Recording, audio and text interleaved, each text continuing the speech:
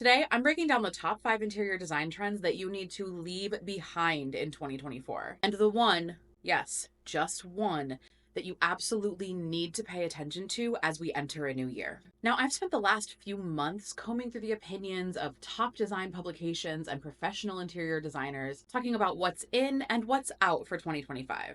I think there are a few core themes that are really tying this year's trend shift together. So, we're going to talk about my top 5 trends, but we're also going to zoom out and look at why these trends are falling out of style, what the common theme is among them, and what you should be doing instead to keep your home feeling current as we enter a new year. Let's get into it. Trend number 1 that is out for 2025. Sorry, Gen Z, but the time has come. Cluttercore. And honestly, maximalism in general is really fading fast as we enter a new year. And in order to understand why we're seeing the end of maximalism as we know it, I think we need to understand how we got here.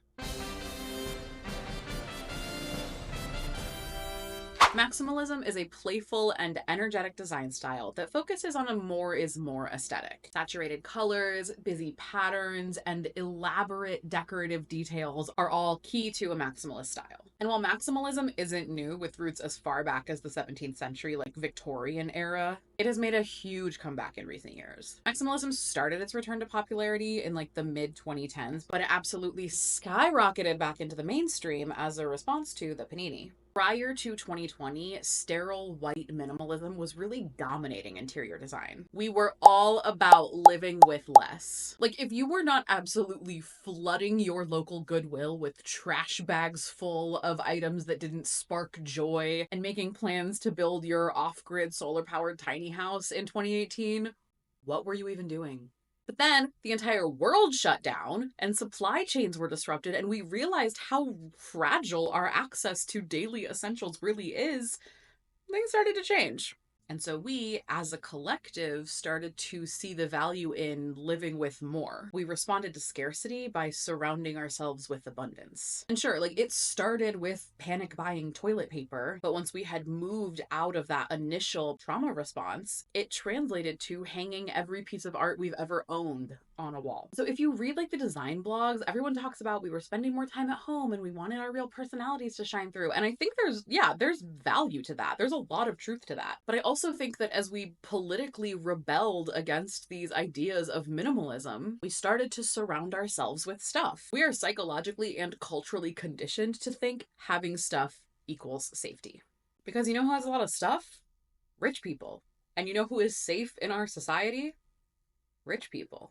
So I really think in a way it's also like a sort of status symbol. It doesn't matter if these items cost you actually a lot of money or not. I think that just the presence of having items gives us a sense of abundance and wealth that signals to our subconscious brain we are a little bit safer in society. So we cover our walls with as many photos or paintings or decorative objects as we possibly can. And in a time of widespread housing insecurity, maximalism was a way of claiming our space, right? This house is mine. It's got my stuff in it, and you can't take it away from me. No one can take it away from me. But like we commonly see, that pendulum from minimalism to maximalism swung too far, and it inevitably has to swing back and kind of settle in some middle ground. We went from nothing on our walls to everything on our walls, and now we are entering a new era of some stuff on our walls. The trend is shifting towards balance. And so no matter where you fall on a minimal to maximal spectrum, here are a few key principles to help find balance in 2025. First, let go of that more is more ideal, and instead focus on a small number of intentionally designed and curated pieces. Next, inject some personality into those pieces by leaning into playful shapes, styles, and designs that speak to you. And finally, the days of all white everything are long gone, so if you have not already, embrace a little color. Okay, next up, I personally apologize to every DIY laundry room, mudroom makeover of the past 3 years, but bold graphic patterns are officially out, and they might be the reason that your home is starting to feel a little dated. Now, the past few years have been all about bold, statement making, busy, graphic patterns, especially on our floors, ceilings, and walls. Strong, playful patterns like this can definitely bring energy and personality into a space, but they can also quickly overwhelm your space, leaving it feeling more frantic than inviting. And so lately, we're seeing people really gravitate towards subtler, more organic designs to promote a sense of calm. Now, I want to look at a case study on this trend because I am a scientist. So let's talk about checkerboard. Checkerboard patterns are absolutely timeless, right? Always classic, always beautiful, always in style. And she has been having kind of a moment lately. Now, we've been seeing plenty of the classic black and white checkerboard we all know and love, but we've also been seeing this explosion of really colorful, vibrant variations. Fun colors combined with a smaller scale means the checkerboard of today is playful, high energy, and ultra high impact. But as we move into 2025, a new checkerboard is emerging.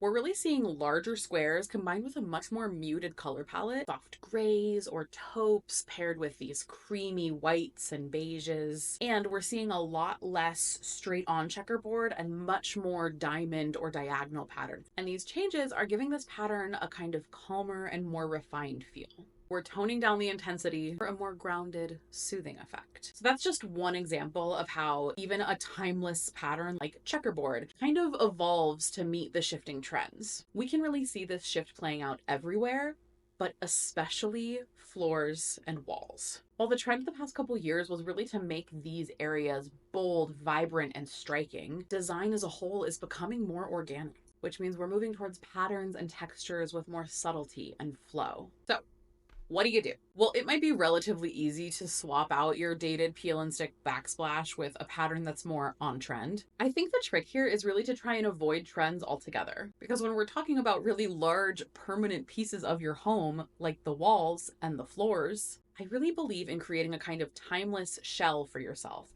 that is as flexible as your evolving tastes and needs and style. So look for classic materials that you truly love and let them serve as a backdrop that will allow you to play with trends in smaller, more sustainable ways. Like instead of redoing your entire bathroom in a bold, graphic patterned floor tile, maybe go with something more classic and bring in a bold, graphic patterned rug. Something a lot easier to trade out when you get sick of it. Making the swap is going to make your home feel kind of effortlessly balanced and chic. Sometimes less really is more when it comes to creating a welcoming design that's going to last you a lifetime. And speaking of the things we've been doing to our walls, everyone's going to be so mad about this one. Is color drenching dead in 2025? Oh, I kind of think it might be. Color drenching has become incredibly popular lately as a way to create a bold, dramatic atmosphere by using just one color across every surface in a room. We're talking walls, trim, doors, ceilings, sometimes even the floor, even the furniture and decor that inhabits that space. And it totally has a psychological effect, right? When you walk into a room that has been enveloped in a single color, you become enveloped. Like being in a womb. It creates a sense of safety and calmness and intimacy. And especially these like really dark, kind of cave-like versions that we've been seeing lately, where not only the walls and the ceilings and the floors are all dark, but also all of the furniture and the decor and the art is dark. And look, I get it. We as a collective have been going through it the past couple of years, also decades, also forever. And so it makes total sense to me that this trend has emerged as a response to political, social, and economic instability. I think it's about this desire to replicate that kind of secure,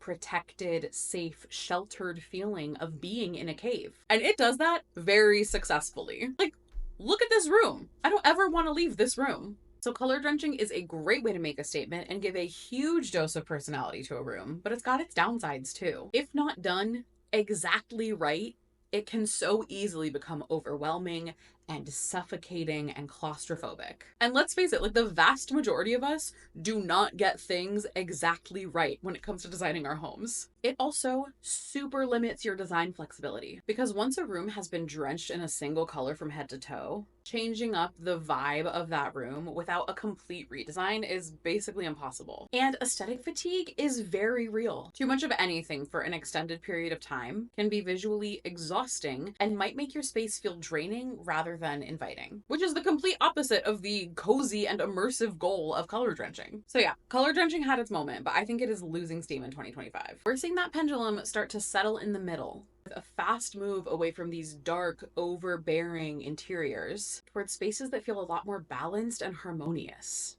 We went from all white to all black, and now we are settling in some gray area.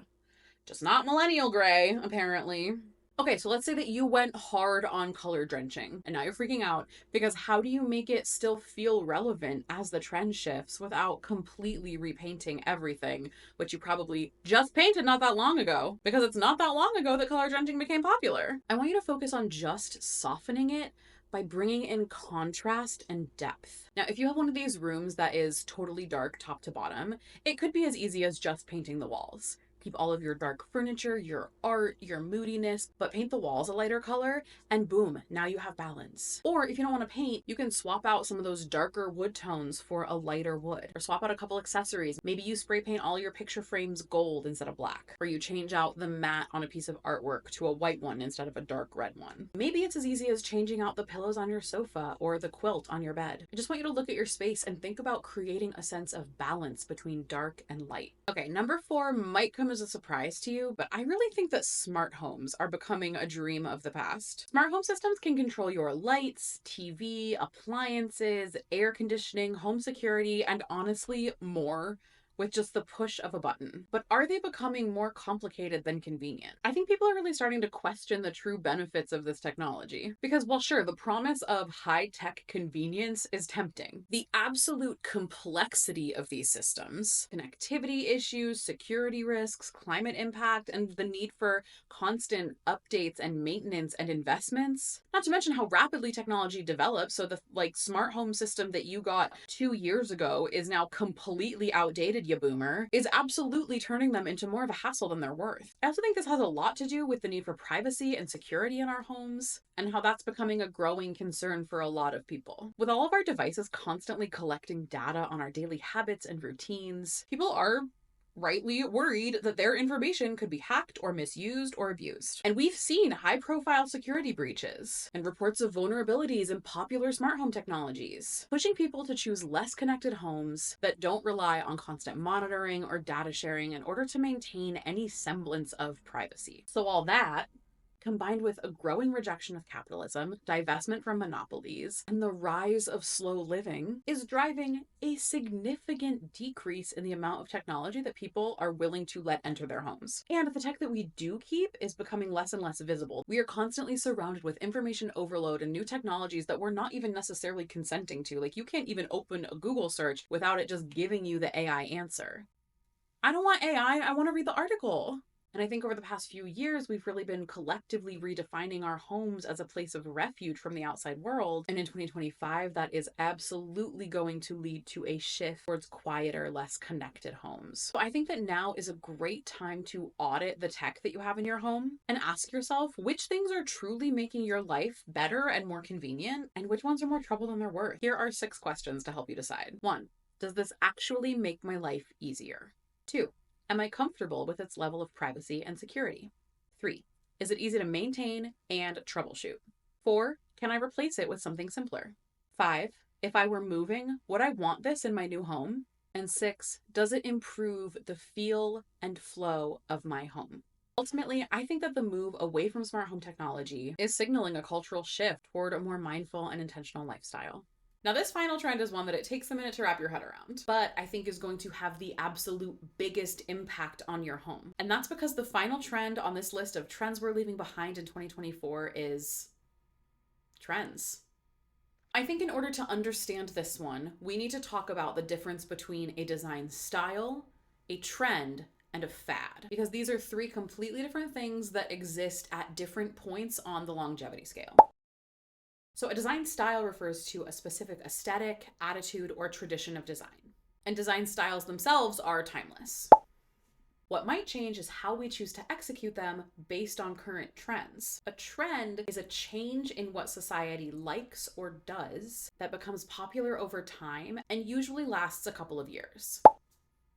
Trends happen slowly and are often influenced by big changes in society, technology, or culture. So let's use boho as our example in this, because I am a scientist. Bohemian or boho is a design style. A trend we're experiencing right now is earthy color palettes. So if your style is boho, then you're probably doing this version of boho and not this version of boho from a couple years ago. Fads, on the other hand, are extremely short-lived. Fads are things that have a lot of hype, often come out of nowhere and disappear just as quickly. Macrame wall hangings are a great example of a fad related to boho style. Macrame was basically synonymous with boho in 2015, but that fad quickly fizzled. Boho as a design style, however, was and is and will always still be relevant. Let's look at another example, maximalism. Maximalism is a design style. Cluttercore is a trend that is rooted in the maximalist style, and mushroom decor is a fad that aligns with cluttercore's charm, but is unlikely to remain a staple in maximalist design. Pinterest and TikTok have massively accelerated an already rapid seasonal cycle of home decor fads. And I think we're all getting a little exhausted by the pressure to keep up. You can literally order something from TikTok Shop on Monday, get it on Friday, but the trend cycle shifted on Thursday, so that particular shade of green isn't in anymore. Honestly, I think we're all sick of it. 2025 is giving longevity. It's giving sustainability. We're seeing a growing appreciation for craftsmanship and materials that age well, rather than things that are going to end up in a landfill once the hype dies down. So as we move into 2025, I want to encourage you to take a step back and really do an audit of where you're getting your design inspiration. Like, if your primary source of inspiration has an advertising component, then it's probably actually just feeding you an endless loop of fads and trends to appeal to your dopamine centers, as opposed to giving you lasting creative inspiration that's going to help you build a home you actually love. I'm personally putting myself on a Pinterest ban to give myself a chance to reset and seek different inspiration sources, which I talk about in my video breaking down my New Year's resolutions for my home, which I'll link in the card above.